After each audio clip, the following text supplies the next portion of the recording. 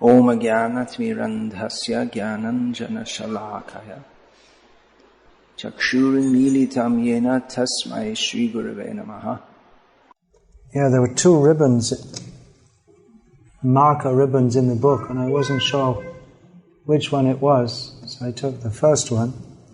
Actually, the right course of the verse is the second one, but I was thinking it would be nice to speak on this verse which is here, because it's central to Srila Prabhupada's mission. So I'll read it. It's a well-known verse. Tapyante loka tapena sadava prayasho janaha paramaradhanam tadhi purushasya kilatmanaha. Translation. It is said that great personalities almost always accept voluntary suffering because of the suffering of people in general. This is considered the highest method of worshipping the Supreme Personality of Godhead, who is present in everyone's heart. Purport. Here is an explanation of how those engaged in activities for the welfare of others are very quickly recognized by the Supreme Personality of Godhead. The Lord says in Bhagavad Gita, Ya'idang paramanguhyam madbhakteshva vidhasiti nachatasman manushyeshu kaschin me priyakritamaha. One who preaches the message of Bhagavad Gita to my devotees is most dear to me. No one can excel him in satisfying me by worship. There are different kinds of welfare activities in this material world, but the supreme welfare activity is the spreading of Krishna consciousness. Other welfare activities cannot be effective, for the laws of nature and the results of karma cannot be checked. It is by destiny, or the laws of karma, that one must suffer or enjoy. For instance, if one is given a court order, he must accept it, whether it brings suffering or profit. Similarly, everyone is under obligations to karma and its reactions. No one can change this. Therefore, the Shastra says, Tasyaiva hetov prayate tako vido na labhyate yad brahmatam upriyadaha. One should endeavor for that which is never obtained by wandering up and down the universe as a result of the reactions of karma. What is that? One should endeavor to become Krishna conscious. If one tries to spread Krishna consciousness all over the world, he should be understood to be performing the best welfare activity. The Lord is automatically very pleased with him. If the Lord is pleased with him, what is left for him to achieve? If one has been recognized by the Lord, even if he does not ask the Lord for anything, the Lord, who is within everyone, supplies him whatever he wants. This is also confirmed in Bhagavad Gita. Teshang nityabhiyuktanam yogakshemam vahamyaham. Again, as stated here, Tapyante lokatapena sadhavah prayasho janaha. The best welfare activity is raising people to the platform of Krishna consciousness, since the conditioned souls are suffering only for want of Krishna consciousness. The Lord himself also comes to mitigate the suffering of humanity. Yada yada hi dharmasya glanir bhavati bharata abhyuthanam adharmasya tada anam srijamyaham paritranaya sadhunam vinashaya chadushkatam dharma samsthapanarthaya sambhavami yuge yuge. Whenever and wherever there is a decline in religious practice or descendant of Bharat, and a prominent rise of irreligion, at that time I descend myself to deliver the pious and to annihilate the miscreants, as well as to re-establish the principles of religion. I advent myself millennium after millennium. All the Shastras conclude, therefore, that spreading the Krishna consciousness movement is the best welfare activity in the world. Because of the ultimate benefit this bestows upon people in general, the Lord very quickly recognizes such service performed by a devotee. Tapas Prabhu has thanked me for coming here. Well, I'm thanking you for being here and flying the flag of Prabhupada's movement in this blessed land of Sweden. Sweden is a very sacred place, you know that? Prabhupada came here. Prabhupada purified the whole world by striding all over it and asking everyone to chant Hare Krishna, Hare Krishna, Krishna Krishna, Hare Hare, Hare Ram, Ram Ram, Hare Hare. It appears that preaching Krishna consciousness in Sweden it's not the easiest place to preach, inasmuch as the temperament or the culture, the local culture is not very conducive for Krishna consciousness. So it's just to live here is tapasya, austerity, and what to speak of preaching Krishna consciousness here.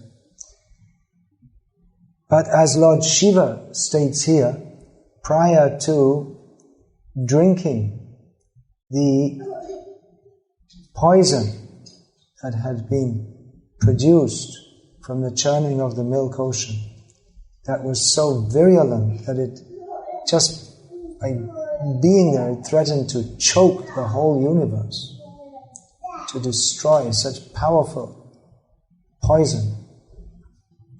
Lord Shiva volunteered to drink it. So Lord Shiva is not killed by such an activity, but it appears that some difficulty must have been. They must at least have burned his throat.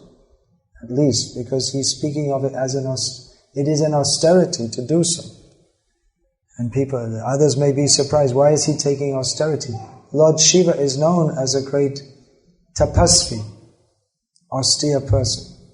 Even though he has so much power, he can destroy universes, he can also create universes. His wife is Durga Devi, under whose supervision Srishti, Sthiti, Pralaya, Sadhana, Shakti, Eka, Chayeva Yasya Bhuvanani, Vibharti Durga, Ichhana Rupamapi Yasya Cheshtate Sa, Govindamadi Purusham Tamaham Bhajami.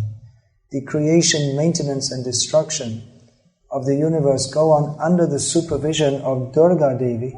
She acts as the shadow potency of Lord Vishnu, acting according to his wish, and she acts under the supervision of Lord Shiva. Now she supplies all material boons for those who pray to her, but she doesn't even have a house to live in herself, because Lord Shiva is so renounced that he just lives under a tree. So he's accustomed to austerities. He takes so many difficulties. Lord Shiva is known as Vaishnavanam Yatha Shambhu. He's given as an example of great Vaishnava. But he doesn't behave like an ordinary Vaishnava. Vaishnavas, not only generally, but even in the Shastras, it's stated that Vaishnavas, they should wear Urdhva Pundra, this kind of tilak, going upwards, Urdhva. They should be very clean, they should avoid impurities. These are prescriptions for any civilized person, and Vaishnavas are the most civilized. But Lord Shiva has the three-line tilak, Tripundra, which his followers also wear, so-called followers. And he's covered with ashes from the crematorium, which is pretty much the most impure thing. The ashes of dead bodies is smeared on his body. He takes charge of the practically unhelpable people. achikitsya. They're not treatable. The ghosts, the dakini, pishaj, all the hobgoblins and the people who are in the worst level of consciousness, the lowest in the universe, wholly in the mode of ignorance, and the Mayavadis. They're in the same category. So Lord Shiva takes charge of them. He becomes their leader, and just to help them, that they can at some point, in some way, take to the Vedic processes. By contacting him, who is a great Vaishnava, they can have some kind of purification. Very little purification is possible in that mode of life. But that is a great austerity for him. So he's preparing to accept more austerity now, drinking the ocean of poison. So it must have been difficult for him also. Otherwise, why would he say? If it was just an easy thing for him, then he wouldn't mention that he admits it's a difficult thing to do. But anyway, I will do it. Because voluntarily, tapyante, they, Prabhupada translates this as voluntary suffering. Sometimes we say, it's a great austerity. I was just saying it's a great austerity to live in Sweden. But the concept of tapasya, although it's translated as austerity, it doesn't really have as far as I know, unless it's one of those dead words in the English language, like words, or dead or dying words like sin, or adultery, or fornication, they're dying words. People don't use them anymore because there's no concept. The concept is dying. So maybe there is a word for fornication, you know what that means? That means sex outside marriage. It's considered a great sin, but you don't hear the word anymore because people don't consider it a sin and they don't even believe that there's any such thing as sin. So there might be such a word in Old English, but the concept, tapasya, this gives the idea of voluntarily suffering. And well, there is a term, it's called masochism, in which one inflicts pain on oneself. But that is also considered to be masochists are people who inflict pain upon themselves for the sake of getting some perverted pleasure. So the idea is that one will get pleasure by doing so. But the concept of tapasya is not like that. Tapasya is accepted, voluntary suffering. One reason is so that one can invoke auspiciousness on oneself, or to cancel out some inauspiciousness. If one has done some sinful activity, he can take some prayaschitta, some atonement, so he may accept tapasya for that. For instance, if you kill a spider, you may go and be told you have to perform the Chandrayana Vrata of eating 1 month, once a day. You have to put the food on the floor, then you lean forward and eat from the ground. And on the first day of the moon, you can take 1 mouthful. On the second day, you can take 2 mouthfuls. On the third day, like that. And when you get up to Purnima, the 15th day, the next day it goes back again to 14, 13. And if you sit up, then you have to stop. So that's difficult. That's Chandrayana Vrata. So that's a kind of tapasya. So one may do that to cancel out the effects of a sin that one commits, or one may do so like Hiranyakashipu also performed tapasya for the sake of attaining power for future sense gratification. Rishabdev spoke of tapo divyam, divine austerities. That means austerities that are accepted for spiritual upliftment, for purification of heart. So living in Sweden is austere, but just by living here, well, in one sense one becomes purified just by living here, in one sense. In the sense that birth in such a horrible place, if you don't mind me saying so, it's a reaction to sinful activity. So by being born in such an impious place, where it's dark most of the year, or a large part of the year, and very cold, then by doing so, the reaction that has caused one to be born in such a place is gradually negated. So in that sense, it's a kind of purification. One becomes free from the sinful activities that cause one to be born in such a place. But that's not actually purification of heart. No, that doesn't actually. It's just like serving a prison sentence or something like that. In Finland, the rented rooms we have as a temple are one floor up from the Finnish branch of Amnesty International, which is probably very popular in the Scandinavian countries. But ISKCON is the real Amnesty International. Our aim is to release everyone from prison. The whole material world is a big prison. So they think that they're helping people to get out of prison. They should just go up one floor and realize that you're in prison too. You think you're free, but you're controlled by your senses.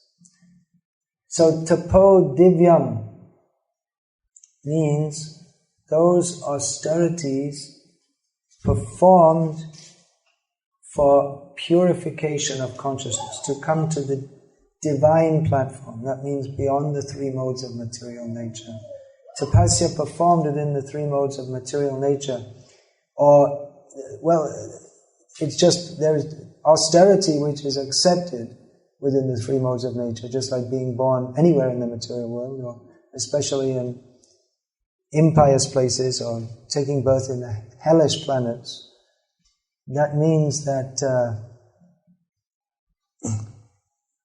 involuntarily one accepts austerity. And one may voluntarily accept austerity, as Hiranyakashipu did, but his motive was not pure. His motive was quite impure. How he could dominate others, how he could give tapa. Tapa literally means heat. So how he could make life hot for others, how he could make life difficult for others. That was his aim.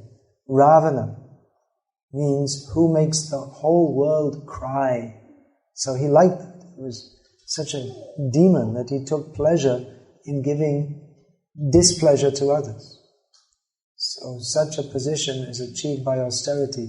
But that kind of austerity is not good. One should accept austerity for uplifting, becoming uplifted to the platform of divine consciousness. Tapo divyam putuka yena satam yasmad brahma sokyam tvanantam. Rishabdev advised his sons, you accept that austerity by which you can be lifted to the divine platform, beyond birth and death, of unlimited spiritual bliss. Now here Lord Shiva, who is, although appearing very inauspicious, because he's surrounded by all kinds of ghostly beings, he has crematorium ashes on his body and serpents swathed around his body. He's actually very auspicious. His name Shiva means auspicious. He's already transcendentally situated. So he doesn't have to perform austerities to become transcendentally situated. He already is transcendentally situated. But he is here describing austerity for an even higher purpose than self-purification.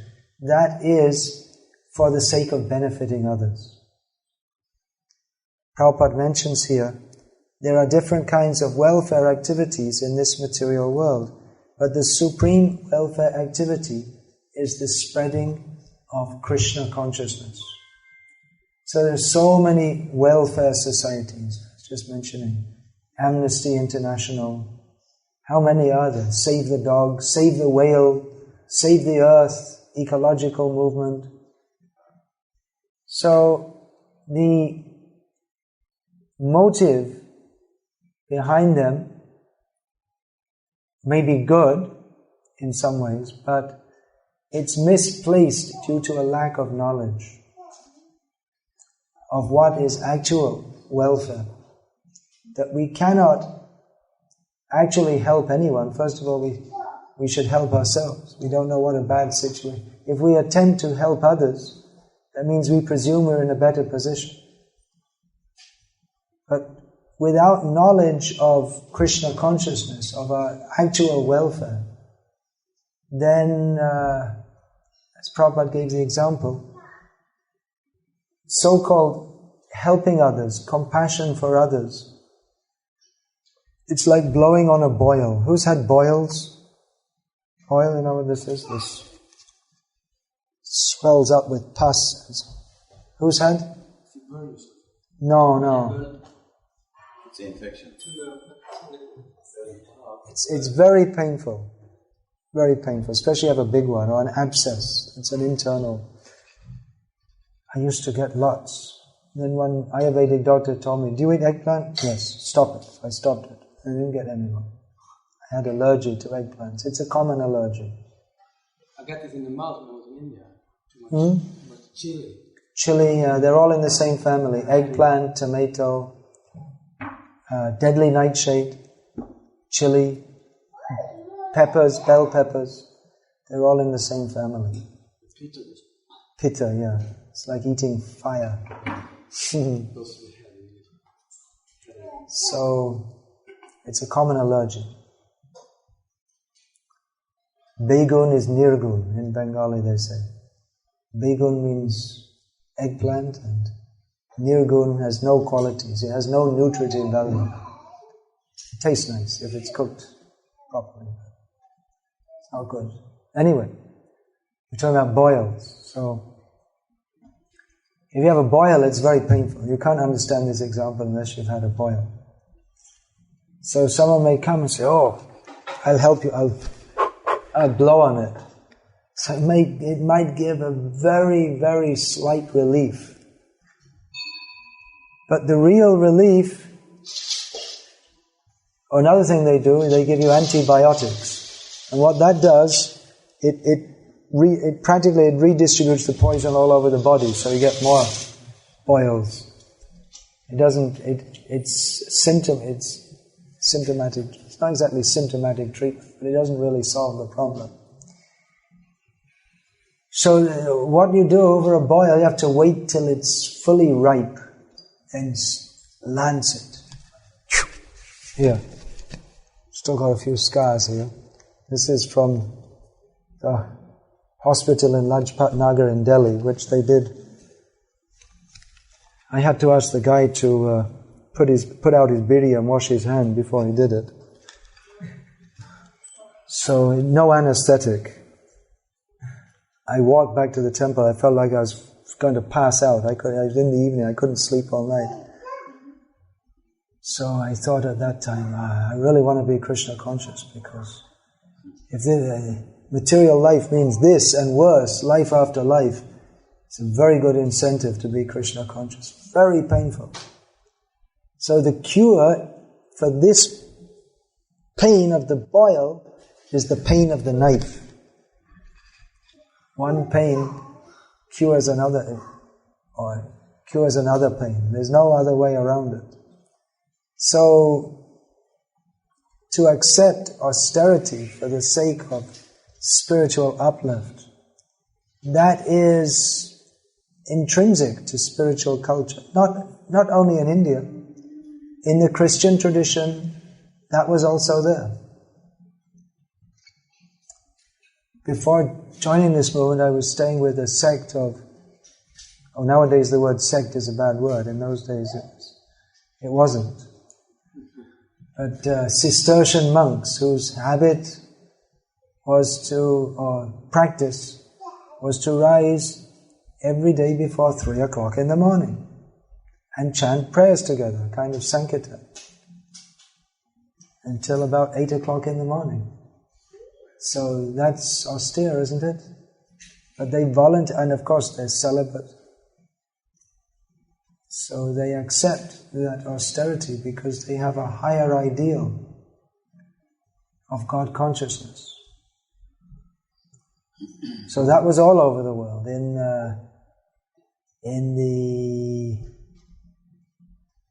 Shia Islamic culture, the Muharram, they flagellate themselves.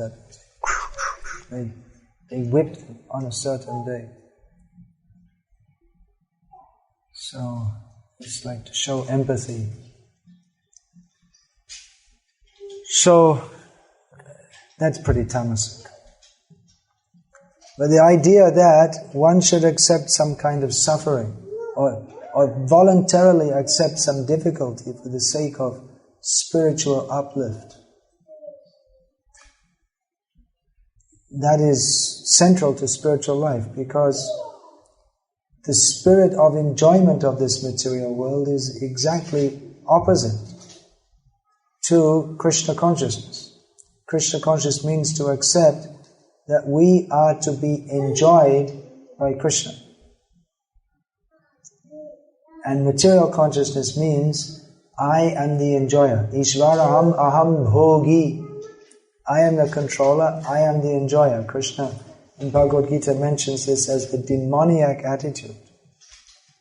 This demoniac attitude is prevalent even in most of the world's religions, in which they think, I am the enjoyer and God's big brother enjoyer, so he helps me to enjoy. This is why the Krishna consciousness is unique in that it begins with rejecting what Vyasadeva calls cheating religion, dharma projita, kaitava atra. In the Srimad Bhagavatam, cheating religion is rejected. So the idea that God is our order supplier, give me this, give me that, give me something else, I will go to heaven and enjoy myself by the grace of God, or I will enjoy here. It's not actually God consciousness, or at a very low level. It's God consciousness devoid of knowledge of God. They don't know who He is or what it means to be God.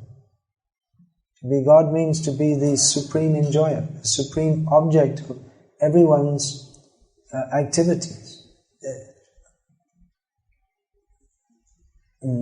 And they don't know what it means to be God, and they don't know how to relate to Him.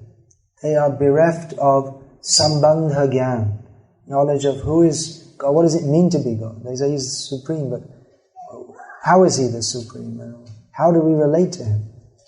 People can only imagine relating to Him that, well, if He's superior to us and He likes us, then He should provide us facilities for sense gratification. That's why people, when there's floods, famines, and then they lose their faith in God. Or why didn't God stop it? If God is good, then He should stop all this. Why does He allow all these things to happen? They cannot understand. They don't understand that the laws of karma are working. We have made this situation by not accepting our position as servants of the Supreme Lord. We are to act solely for His pleasure. So this is, actual religion begins with understanding this, but nevertheless it is difficult for the conditioned souls to get free from the enjoying spirit. Those who are engaged in Vaidhi, sadhana, bhakti, and Krishna consciousness can attest to this. That though we chant Hare Krishna, it is difficult to get free from the spirit that I am to enjoy. And even if we get free from the activities of grossly enjoying this material world, we forswear meat eating, gambling, illicit sex, intoxication, and even if we do that, and it's not everyone in the Krishna conscious world who does that, but then there are other temptations such as sports, and movies, and TV, and karmi food, and even if you get beyond all that, then there's still the desire to be honored for doing so. It's very difficult to get free from this spirit of sense gratification. Even while we're ostensibly serving the Lord, we may be cultivating more the desire for being honored for doing so.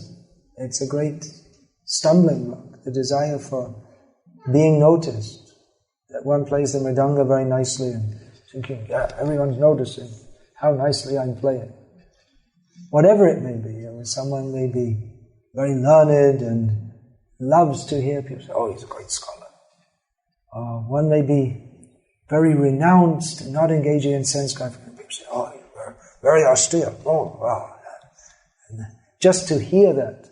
One may be very austere and all his austerities, he gets the reward in hearing time to time people say, he's very austere. And he finds this sweeter than nectar to hear these words.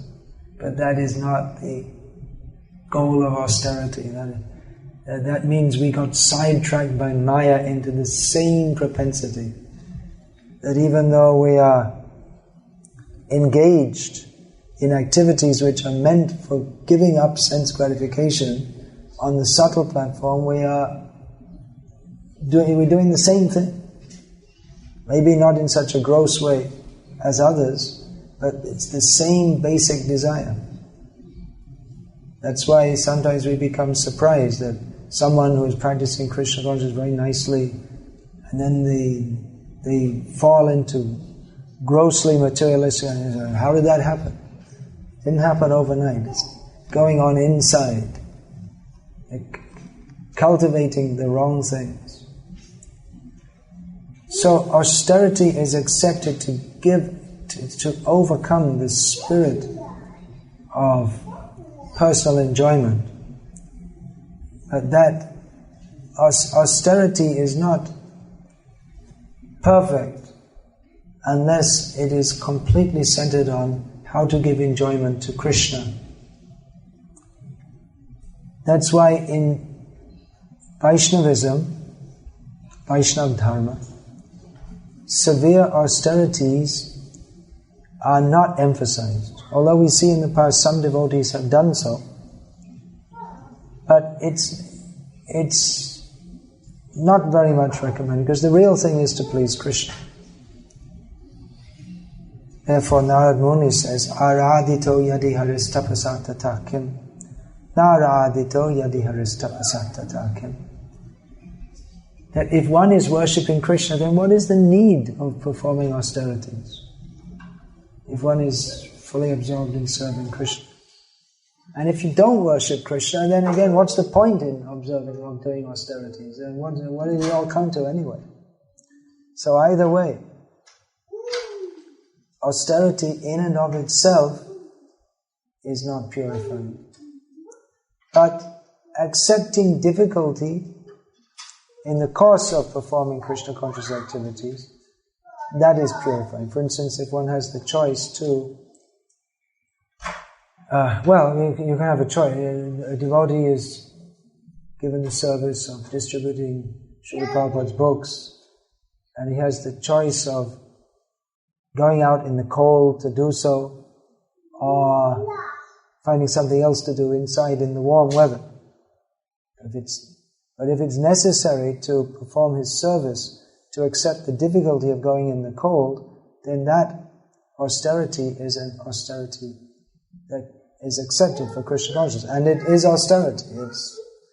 It's difficult, no doubt, to go out in the cold, in the winter, in these countries. But devotees do so because they want to please Krishna. So they're not just giving up the spirit of personal sense enjoyment, but they're doing so hopefully for the higher motive of pleasing Krishna. So Krishna is very pleased with that. Lord Shiva mentions here that there is no higher way of worshipping the Lord than accepting difficulties for the sake of benefiting others. Now we may say, well, how did drinking the poison benefit others in a Krishna conscious way?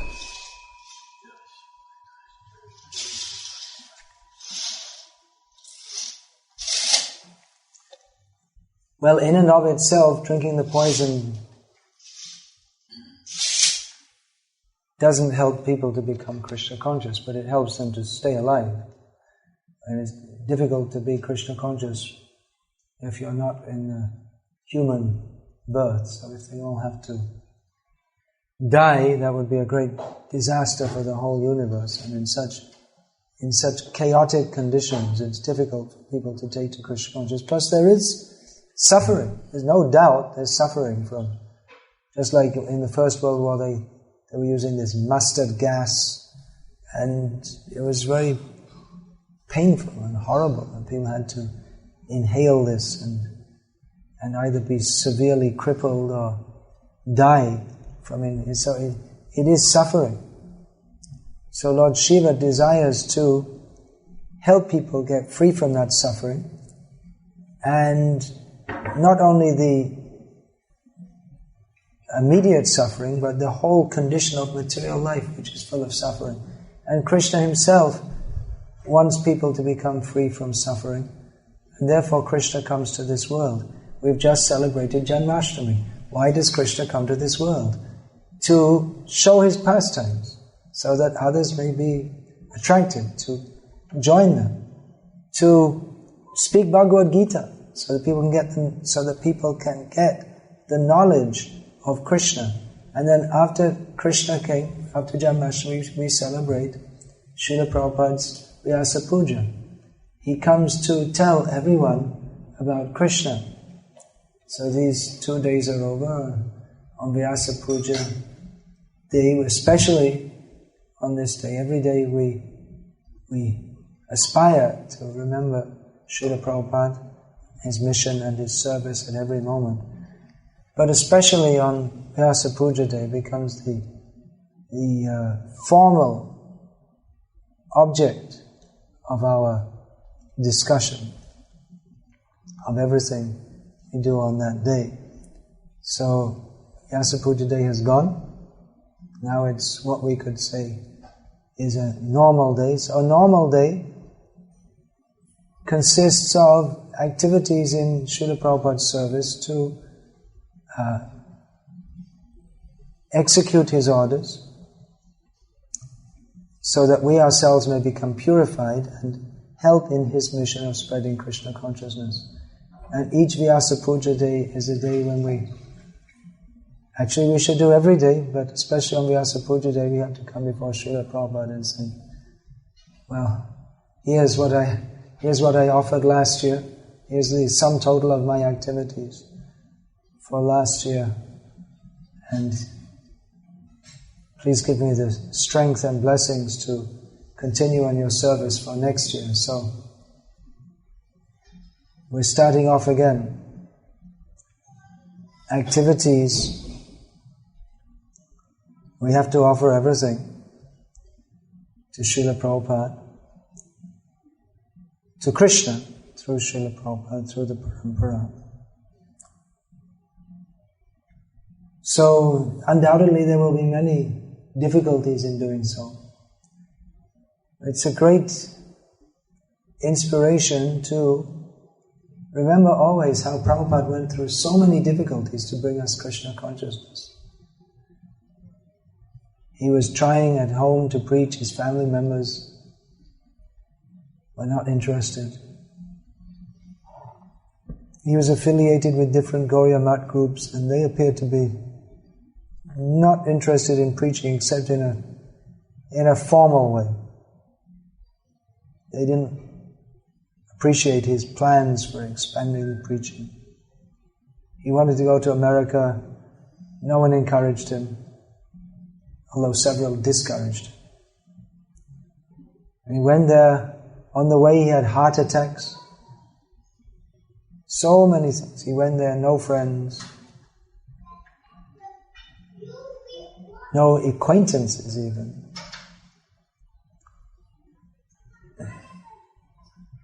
Time's up. Yeah, actually time's up. No acquaintance. No, I thought it was a note from me. Please finish. Anyway, it made me remember.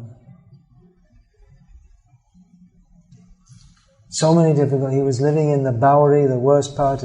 Even the hippies didn't want. They thought it was too much for Prabhupada to live on the Bowery. The place was so bad that even the hippies thought it was bad.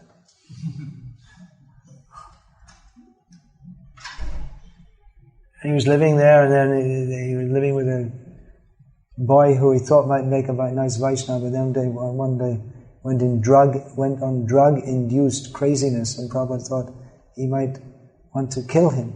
So Prabhupada ran out on the street, and he never went back to that temporary abode again. And on and on and on, so many difficulties. In the Srila Prabhupada Lilamrita, you'd only see very little of the difficulties that Prabhupada went through, because so many things are not reported.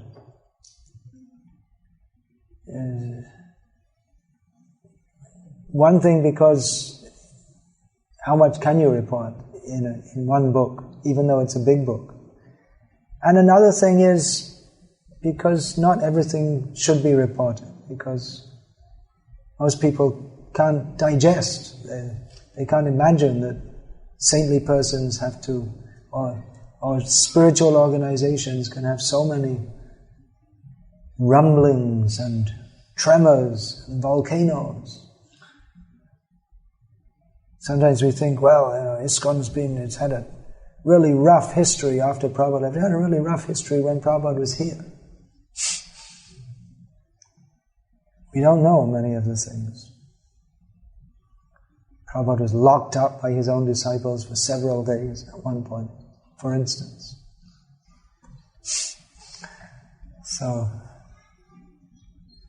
But Prabhupada went through all that because he wanted to give Krishna consciousness to others.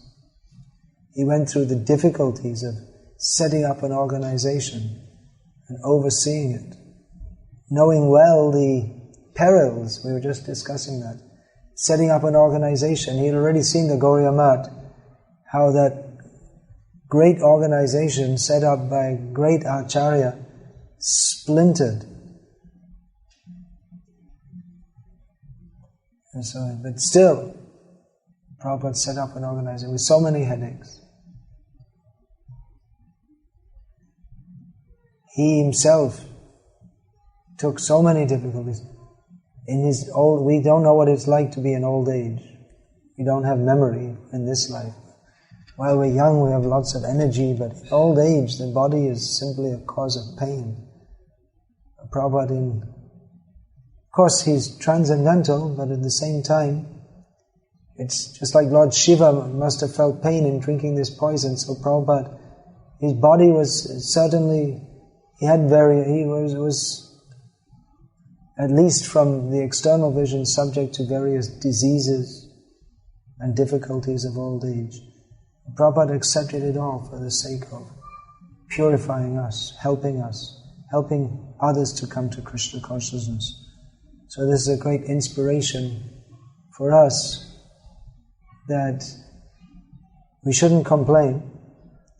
We have almost certainly an easier path than that of Srila Prabhupada. So, let us push on his mission, do whatever is required to please him. Even to be a devotee, still it's a non-conformist activity, which to be a devotee means to be somewhat, well, actually to a large extent, estranged from mainstream society. And we don't like that. Human beings don't like that. We don't like to be against the grain, so it may be difficult. I mean, how can I go my whole life being different? But that's an austerity that devotees accept, because we're on a different path. We want to go on the path back to Godhead. Conforming with the norm means following the path back to another mother's womb. Punarapi jananam, punarapi maranam. Punarapi janani jottare shayanam. Again and again getting born, again and again dying. Again and again having to enter a mother's womb. So, I don't have much time. But again, I'd like to thank you for pushing on Krishna consciousness in this God-forsaken land, forsaken by God but not by Prabhupada. He's more merciful. He came here very kindly. All glories to Srila Prabhupada. Do you want to say something? One question, okay. Yeah. Just a short question. It's not Question can be short, doesn't mean the answer is short. Actually, my question is not so. This one, when for example, devotees glorify each other.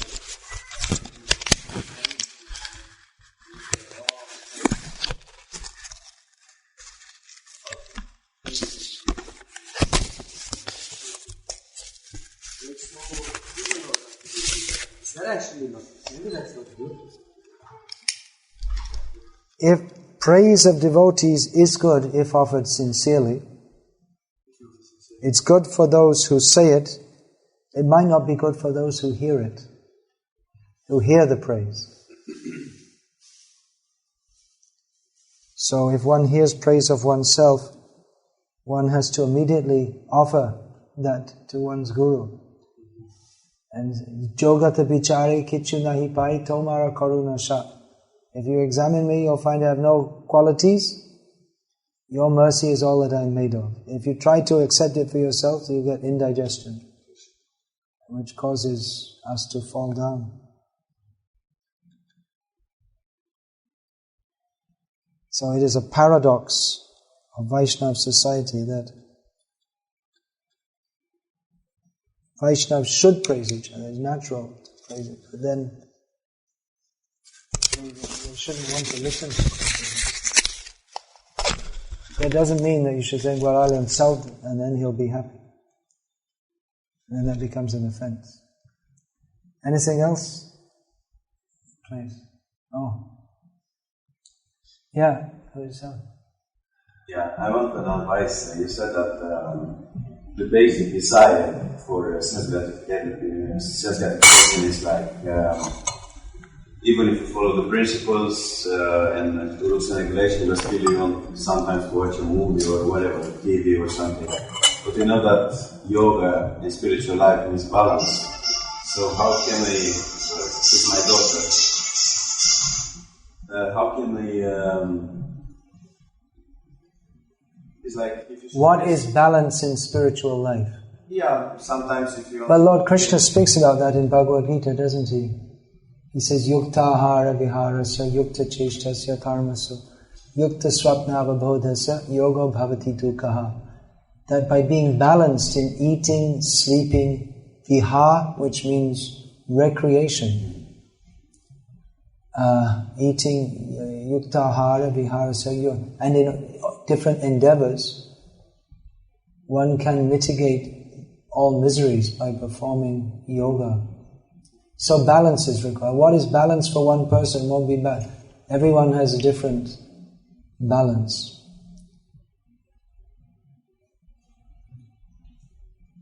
But the basic principle of all activities for devotees is Krishnarte akila cheshta. All activities should be formed for Krishna's sake. So even if we, for instance, do some exercise, we should do so thinking that this body is given to me to serve Krishna So I'm doing this so I can keep fit for serving Krishna. We should think like that. I can only give you a general answer. I'm not going to come and, watch over you each minute and say, now do this, now do that. You have to use some intelligence for yourself also. Hey, please, had a question? You were going to say something? You mentioned when you even get beyond all these gross mental activities and you come to the more subtle. Then you talked about pratishtha, this the desire for recognition. Desire for recognition. Swami said this is the most abominable material desire. It's like stew, but it's also the most difficult to get rid of. So this is like a paradox. It's the most abominable. It's the worst, but it's the most difficult to get rid of. Why is the desire for prestige the worst?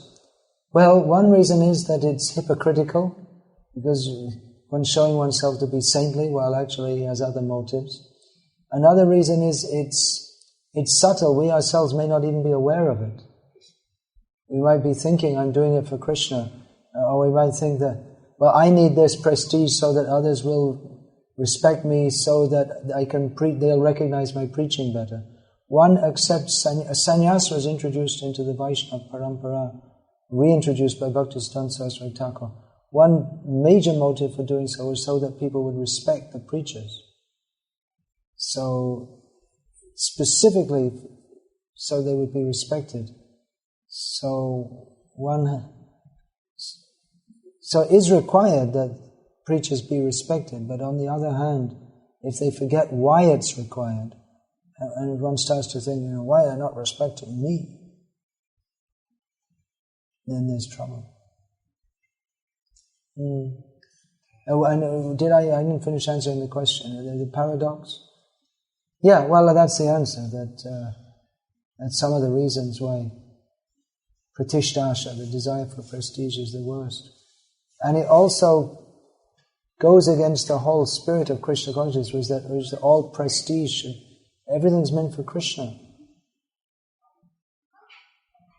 If one has some desire for material enjoyment, like someone is doing some extracurricular activities to Krishna consciousness, that's one thing. But then if this desire for, I'm not saying that's good, I'm not encouraging it, but this desire for prestige, it eats one's whole being, so that everything one does, instead of being Krishnate akila cheshta, everything being done for Krishna's sake, then everything is being done for one's own prestige's sake.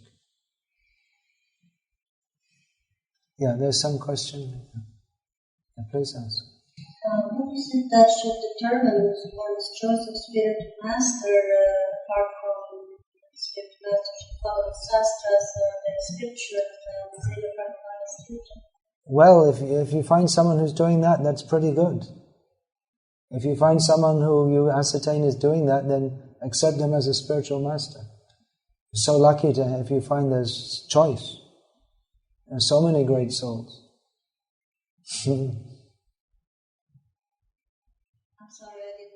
If you find whoever is following Shastra, following Prabhupada, acting in Krishna consciousness, is certainly worthy to be taken shelter of. So if you find anyone like that, then do it. It's very well worth. And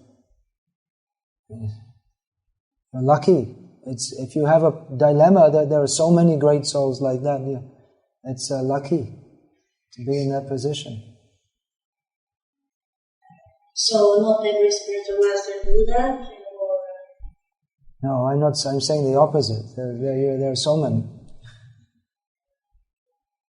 You're so lucky. There are so many. If you're not sure, then pray to Prabhupada. That's all. But anyone who follows these criteria, they're certainly worthy servants of Srila Prabhupada who transmit the same message. That's what parampara means. Yes, I will say. duplicity which one may be maintaining in one's heart. Well, in a sense, duplicity we're all maintaining, isn't it? Because we're all trying to become purified. If we were actually to go around telling everyone what's in our hearts, then we'd all become discouraged probably. We all try to act on a... Sadhana bhakti means to act on a platform that we might not be at.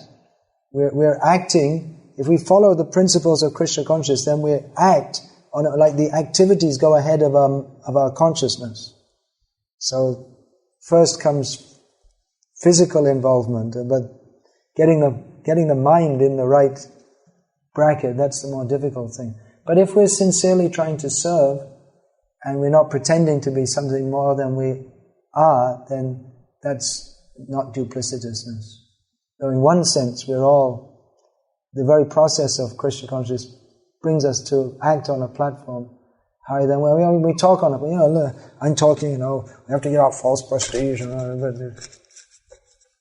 I've also, fie on me, I'm also, I'm in the same boat. It's easy to talk, but actually being free from false prestige and actually being on this, it's easier to talk about it, but then if we don't talk about it, we're never going to get there. So we have to talk about it. Yeah, what was your question? Yes, like you mentioned that one should do everything for Krishna. Yeah. It seems that it's just like some decision in the heart, determination, but at the same time one is very attached to one's material desires, which one may be actually cultivating subtly. I'm just like asking... Therefore, we should associate with devotees who help us to get free from our anarthas. Shanta evase chindanti manovya sangam uktibihi. Devotees, they, by their strong words, they cut our material attachments.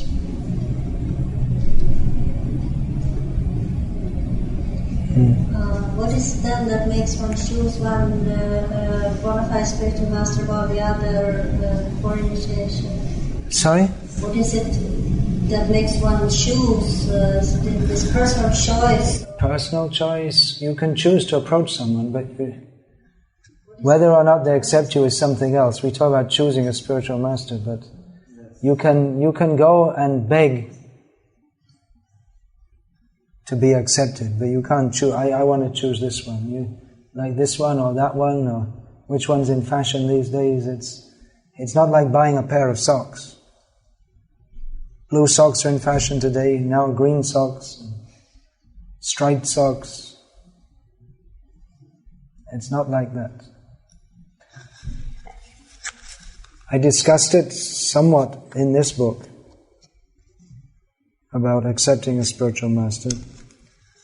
You can also read that book, The Spiritual Master and the Disciple. It's an anthology of Prabhupada's teachings. I have to go, excuse me. Please, I have to give a few minutes for people. Yeah, if people want to take books. And there's a few CDs here of lectures. There might be something about choosing a spiritual master.